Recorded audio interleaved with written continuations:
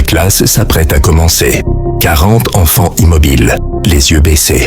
Comme chaque semaine, l'enseignant fouille les poches, une à une. Cette fois, il s'arrête devant une fillette, 5 grains de céréales dans sa paume. Le maître explose, l'oblige à s'agenouiller sur le béton. Le bâton s'abat. Encore, jusqu'à ce que le petit corps s'affaisse. Les camarades la portent chez elle. Dans la nuit, elle meurt. Ces enfants ne sont pas des élèves ordinaires. Ils survivent dans l'un des camps les plus mortels de Corée du Nord. Le camp 14, un lieu dissimulé au cœur des montagnes où l'on paye pour les fautes supposées de sa lignée. On l'a comparé au camp nazi et au goulag soviétique. Des analogies imparfaites mais justes. Ici, on entre et l'on n'en sort pas. On vit et on meurt à l'écart de l'humanité. Avant d'aller plus loin, quelques repères. Ce récit s'appuie notamment sur Escape from Camp 14 de Blaine Harden. Des années plus tard, l'ancien détenu au cœur du livre a corrigé certains détails de son histoire. Et parce que Pyongyang nie l'existence des camps, des vérifications indépendantes complètes restent impossibles. Gardons cette incertitude à l'esprit, sans perdre de vue l'essentiel. Shin Dong-hyuk est né au camp 14. Ses parents ne se sont pas choisis. Des gardes les ont assignés. L'intimité est interdite. Une grossesse non autorisée se paie de balles pour la mère et l'enfant. La seule façon d'avoir un enfant ici s'appelle promotion. Une récompense accordée à ceux qui travaillent sans relâche et, surtout, qui dénoncent. C'est ainsi que Shin et son frère voient le jour. Mais ils ne grandissent pas en famille. Sa mère tait le passé. La raison de leur internement ? Le soupçon suffit. Dans ce monde, être suspect, c'est déjà être coupable. Leur maison est une pièce nue partagée avec 3 autres familles. On dort à même le sol. Une seule ampoule vacille 2 heures par jour. Pas d'eau courante, pas de meubles, pas de douche. Juste de quoi tenir debout. Le bâtiment s'insère dans un village modèle, au milieu d'un territoire immense. Environ 153 km², presque 3 fois. Manhattan, ceinturé par près de 60 km de clôture. Quadrillé de chemins de patrouille, de postes de garde et de checkpoints. Vallée, crête et la rivière Tong agissent comme murs naturels. À l'intérieur, des hameaux, des champs, des ateliers. Agriculture, charbon, extraction. Un univers productiviste, autosuffisant, refermé sur lui-même. Le camp a son réseau ferroviaire, sa propre électricité et une école. Chaque matin, Shin s'y rend. L'instituteur porte l'uniforme des gardes, une arme à la hanche.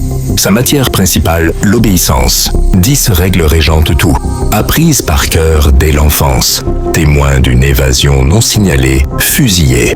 Qui vole ou cache de la nourriture, fusillé. Qui aide un fugitif, cache ses biens, complote ou ne dénonce pas, fusillé. Les gardiens appliquent à sans pitié. Ailleurs dans le pays, d'autres centres fonctionnent sur le même principe. Les pires s'appellent Kwanliso, zone de contrôle total. On n'en sort pas. La mère de Shin travaille dans les rizières 10 à 15 heures par jour. Si elle remplit son quota, elle reçoit juste de quoi tenir jusqu'au lendemain.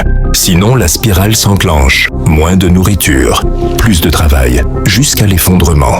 Très tôt, la vie de Shin se partage entre l'école et la mine de charbon. Journée interminable, rongée par la faim. Le matin, il vole parfois la portion de sa mère partie au champ. Elle le bat. Il recommence. Ici, la faim parle plus fort que l'amour. 3 fois par jour, le même bol maigre. À la moindre faute, la ration est coupée de moitié. Parfois, on attrape des rats, la seule viande du camp. Pour Shin, ce n'est pas un cauchemar. C'est la normalité. Il n'a jamais vu le monde au-delà des barbelés, contrairement à Kim Jong. Vers la quarantaine, cet ancien officier de haut rang et dirigeant d'entreprise d'État est jeté au camp.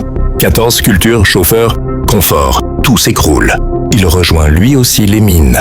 Kim n'a violé aucune loi. Ce sont ses parents. En Corée du Nord, on appelle cela le yeonjwaje, la culpabilité par association. Jusqu'à 3 générations peuvent payer pour les crimes d'un proche. Enfant, son père et son frère ont été accusés d'espionnage pour les États-Unis, puis exécutés. Kim a été envoyé à l'orphelinat sous un autre nom. Plus de 40 ans plus tard, On reconstitue son identité. Même lui ignorait les accusations portées sur sa famille. Ici, la procédure tient en une nuit. On vient, on prend, on disparaît, sans juge, sans procès. La peur est l'arme maîtresse. Durant le passage de Kim au camp, 25 détenus sont exécutés. Un jour, il voit un prisonnier abattu pour avoir ramassé des châtaignes tombées d'un arbre. Sous terre, la cadence ne lâche pas. Les erreurs sont inévitables. Chacune vaut un châtiment. Un jour, un garde l'assomme à coups de crosse. 2 jours durant, sa ration est divisée par 2. Au bout de 2 mois, Kim tente d'en finir. Dans la cage d'ascenseur, à près de 600 mètres, il retire la goupille. La chute, le noir, il survit et le cycle reprend. Shin a 6 ou 7 ans quand les frontières internes du camp sont redessinées. Son village passe au camp 18, de l'autre côté du fleuve. On dit l'endroit un peu moins brutal. Pour lui, rien ne change vraiment. À 15 ans, il vit avec son père. Un soir, en récompense, un professeur l'autorise à passer la nuit chez sa mère. Son frère aîné, 21 ans, est là. Il travaille à la cimenterie. La nuit, Shin se réveille. Dans la cuisine des voix. Son frère parle d'évasion. Sa mère l'encourage. Le réflexe inculqué par le camp surgit. Dénoncer. Il réveille un ami, file prévenir le gardien de nuit. On lui tend une déclaration. Un tampon rouge s'écrase. Le mensonge devient pièce à conviction. Au bord du Tong, la foule se range. On amène la mère et le frère. Il tombe sous les balles, devant Shin. Ce jour-là, le camp fait de lui à la fois témoin, orphelin et complice. En 1996, Kim Yong est transféré au camp 18. À ses yeux, c'est presque le paradis. Atelier un peu plus ordonné, barbelé un peu plus éloigné. Surtout, il retrouve sa mère, 70 ans, elle aussi prisonnière. Mais la violence continue. Un jour, on la bat et on la force au corvée. Elle en est certaine, ils mourront là. Elle supplie son fils de tenter l'impossible, s'évader, même si cela signifie la laisser derrière. Sur un quai de chargement, un jour, les détenus repèrent des grains, éparpillés au fond d'un wagon. Le train a dû transporter de la nourriture. Le chaos éclate. Les gardes hurlent. Personne n'écoute. Kim voit une fente sous une plaque métallique.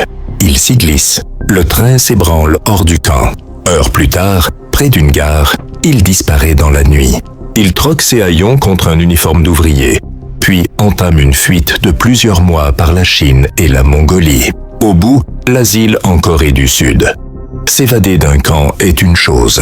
S'évader du pays en est une autre. Shin, lui, tente 2 fois de fuir le camp 18. 2 fois, on le rattrape.